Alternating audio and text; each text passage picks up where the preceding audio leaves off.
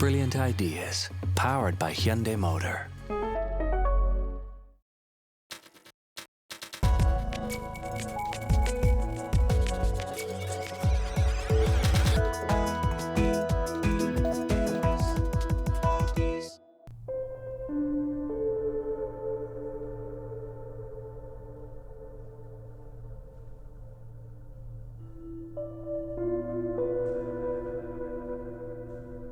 君は死して今魂は不要の雲の上をされど君と我憎しみと愛の果てなき果てに虹の光の粉にまみれて血と歯に消えて去りぬ私は前衛芸術家として一生貫いてきた草間であります。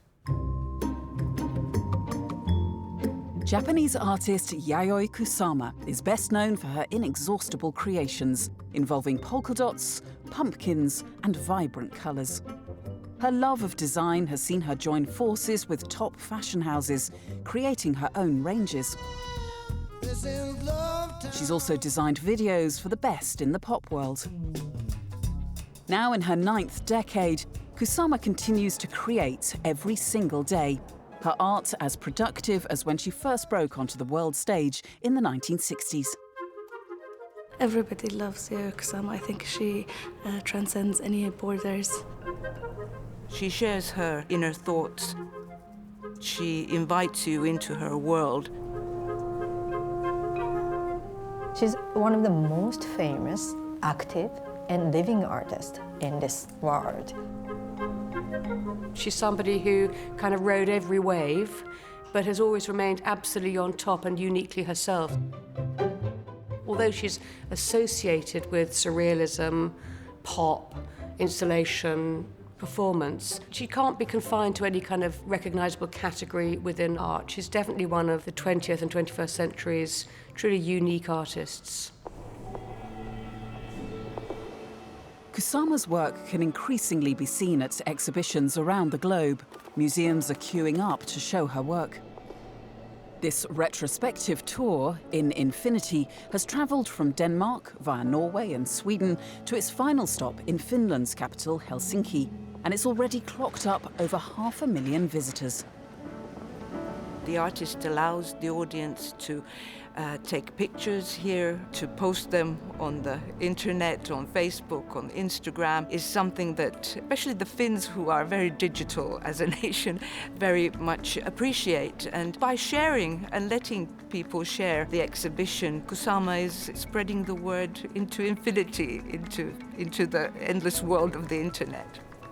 And slowly people have become familiar with her polka dots, and here they're becoming familiar with work I don't think they'd ever imagined that she'd have done.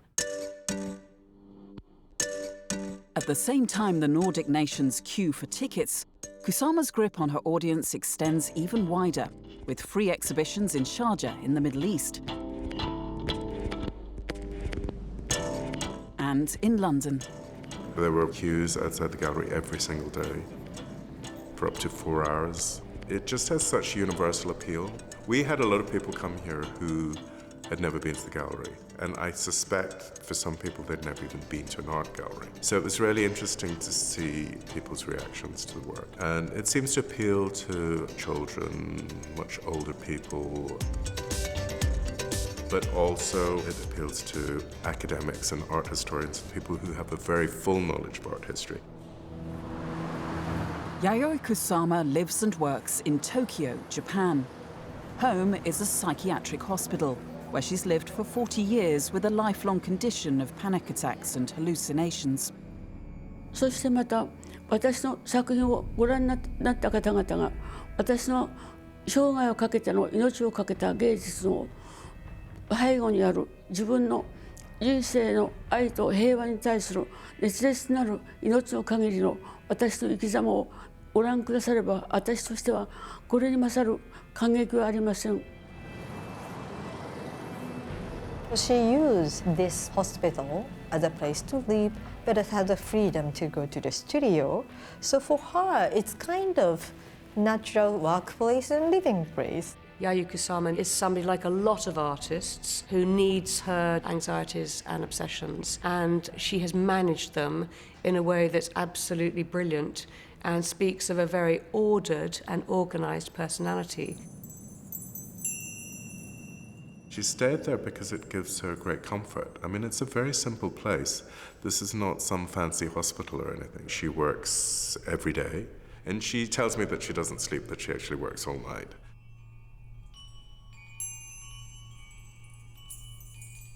She's a person who needs to make art every day of her life. There's a sense of both continuity but also repetition to her work, and I think that's partly what motivates her. It's that repetition of making something and doing something over and over that keeps her going.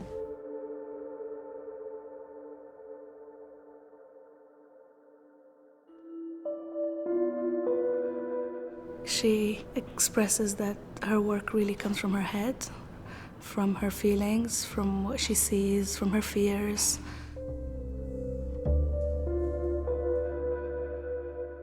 I was very privileged to be able to watch her working. What was extraordinary about the way she worked is that she had the blank canvas, which had been painted with a ground colour, and it was on a table. She put her brush into paint and she leant over the work, and she almost sort of went momentarily into a trance, and then she started painting with absolute confidence, and she didn't stop. She knew where the line was taking her, and it was this sort of like emergence of this extraordinary vision, sort of from nowhere, with no planning. She covered the canvas.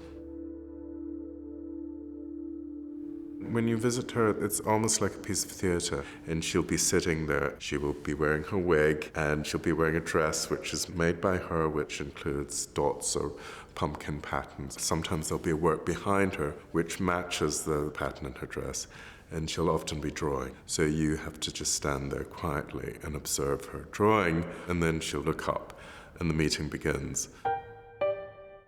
Yayoi Kusama's love of pattern and repetition may stem from an unhappy childhood when she wrote and painted to ward off anxieties. She was born in 1929 to a conservative family who owned a seed farm. Like other Japanese schoolchildren during the Pacific War, Kusama was put to work planting crops. 私はかぼちゃが大好きです。なぜならばそのユーモアに満ちた容姿、そしてまたかぼちゃの持っている温かさ、そして人間的な接触感のあるような素晴らしい形、そういったものに対する私の感動を芸術に表そうと思ってたくさんのかぼちゃの絵を描きました。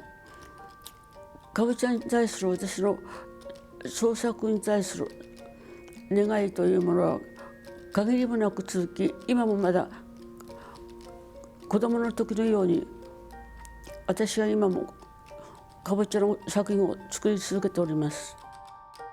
Kusama's desire to become an artist was fought hard by her parents. They piled pressure on her to be settled and marry a businessman with high social status, the same fate as her older sister. 反対して朝から晩まで絵描いてるので、絵を投げつけて、それから絵の具箱をみんなひっくり返して、母はね、もうね、絵描いてるんだったらね、うちに帰ってこないでくださいって言われたの。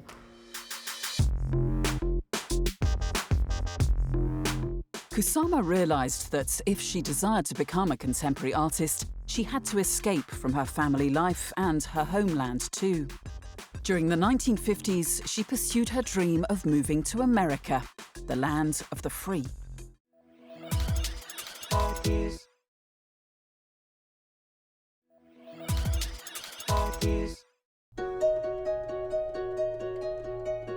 Japanese artist Yayoi Kusama is famous for her colourful paintings, her repetitive patterns, her polka dots and pumpkins. She's also known for her anxiety disorders. In the 1950s, Kusama began a surprising correspondence with America's most famous female artist. Georgia O'Keeffe would become her benefactor. Through her recommendations, Kusama travelled to the United States and began to show her paintings. Her destiny was New York City, at that time the centre of the art world.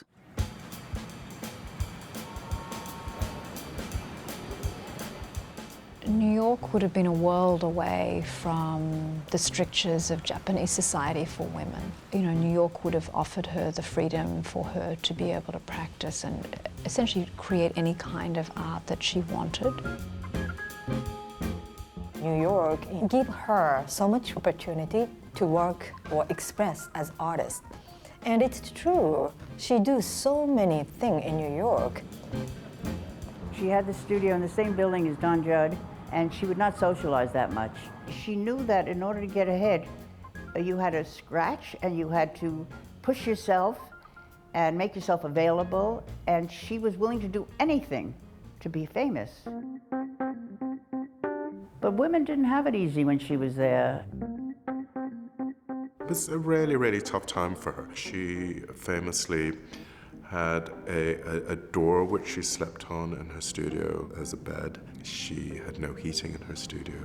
She often couldn't pay the rent, and she'd get thrown out of the studio and all her work would be thrown onto the street. Kusama soon realised that in order to make her name, she had to be unique. Her series of infinity net paintings were original and obvious labours of love. Compositions without a centre, they featured intricate and uniform semicircles of paint on a black background, the pattern covering the void.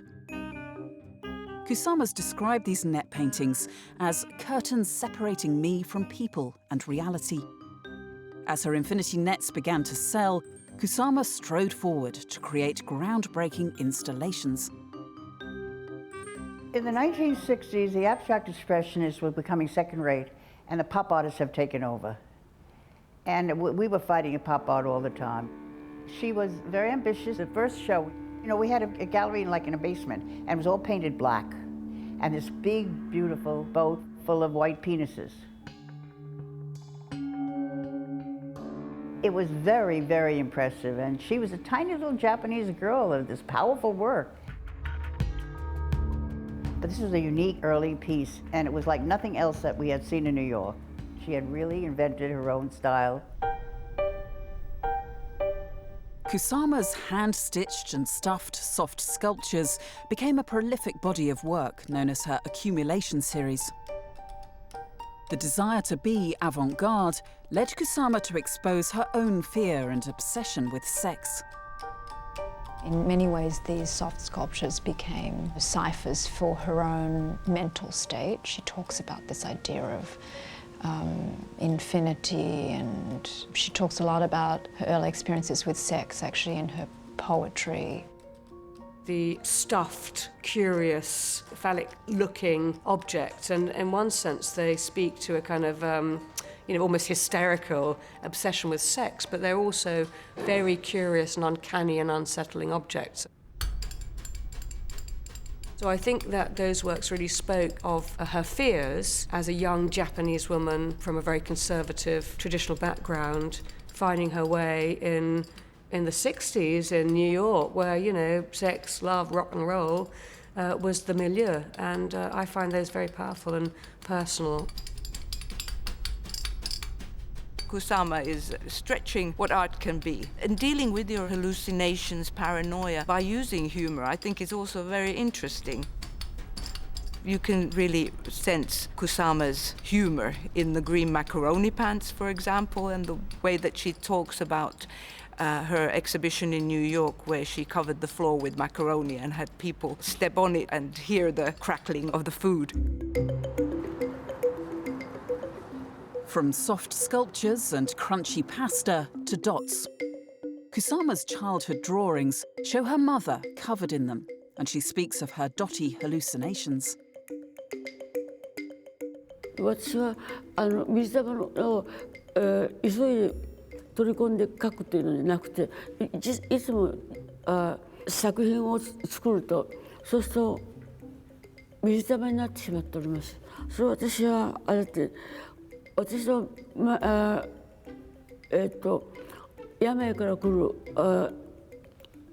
サジェッションなのか、または自分がこうしたいと思ったのか、それは私は制作する時に非常に夢中になってて、他のものは全部も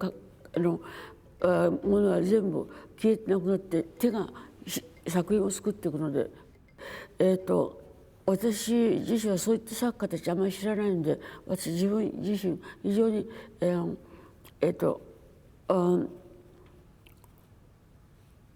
自分のイメージを垣間見ることが結局自分にとって大きな仕事だと思っていました。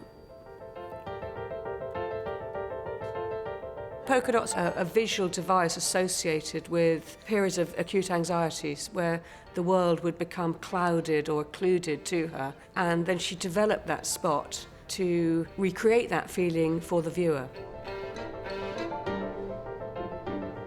Kusama referenced herself as a high priestess of polka dots. It's a very marketable concept, of course, but I think there's so much more to her work.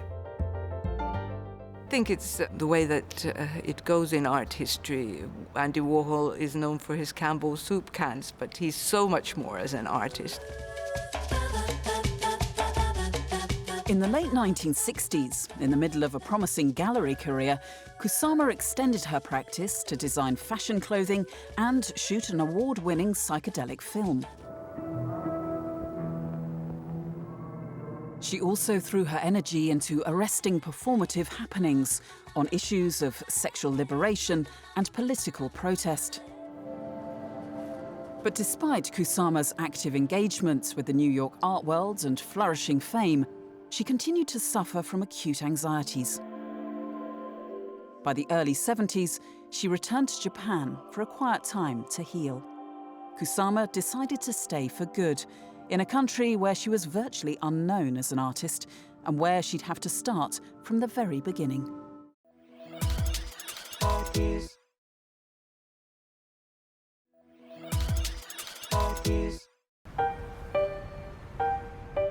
Today, Yayoi Kusama still lives in her private psychiatric hospital in Tokyo. She spends every day making art for her exhibitions around the globe. For the last several years, she's been painting hundreds of works for a series she's named My Eternal Soul. She started to make those when I told her that Francis Morris had invited her to do a retrospective at Tate Modern, and she was so excited. She said, I'm going to do new paintings for that show. I'm going to do 100 new paintings. So she started that series, and then she's just continued with them.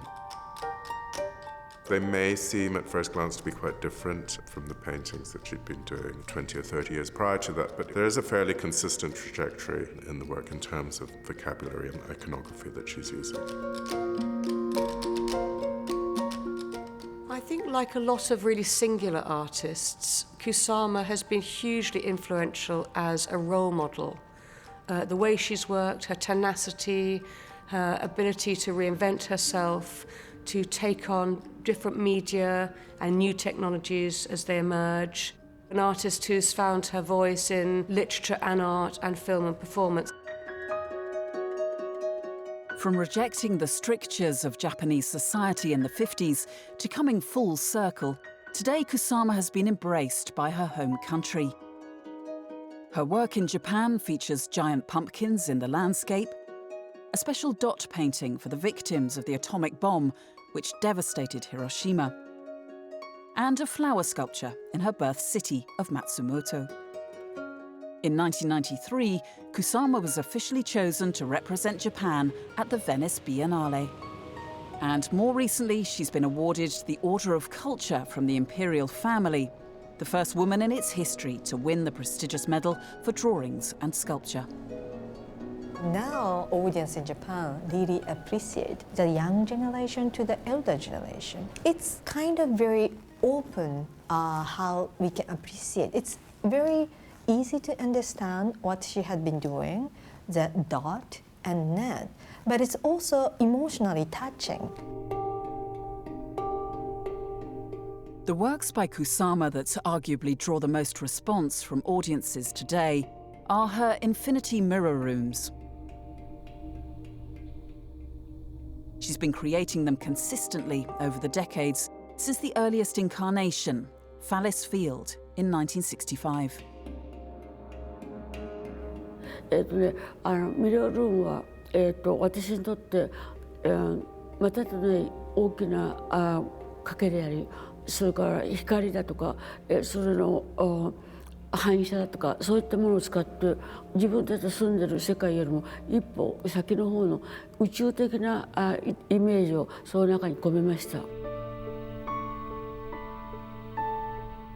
When we think of infinity in general, it's something that is not man-made or artist-made. It's this overwhelming space, this universe that we can't fathom. And what Kusama does with that is that she gives us the infinity and something that we can't understand, but she makes it very human scale. You are this one little speck in the cosmos looking out. On the one hand, it's very kind of universal, but it's also very personal. They've, in more recent years, attracted a great deal of attention, I think because of that idea of an experiential kind of moment. It's individual, it's Instagrammable. You know, I mean, this is a work that Adele filmed one of her music videos in.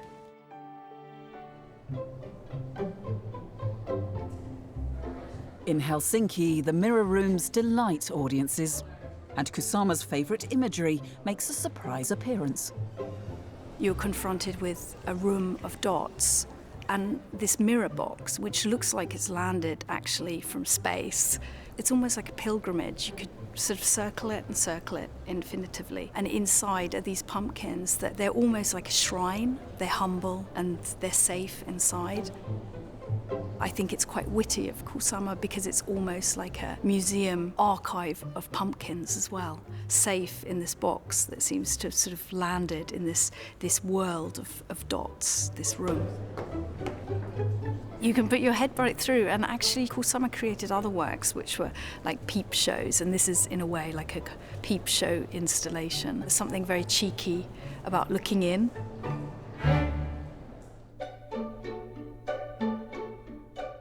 Her work has suddenly bound a connection to people. Kusama will be remembered as this person that kind of captured the zeitgeist of this very particular moment.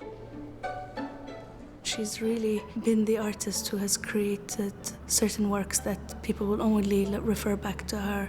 So when you think of polka dots, you really think of Yayoi Kusama. When you think of the soft sculptures, you would think of Yayoi Kusama. She has a real fire in her belly, Kusama. You can see it. When you go to the studio, there is a desire to make a lot more work and to have it seen in the world. 芸術家の使命とはやはり自分自身が一個の人間として世の中に生まれてきたそのことについて自分がどのようにして生きていくかということに対して深く考えてそのために芸術を振り出してきたわけでありますが、やはり自分が一番望むところは芸術の力を持って自分は命の限り生きていきたいということが私の大きな希望とそれから人生観でありました。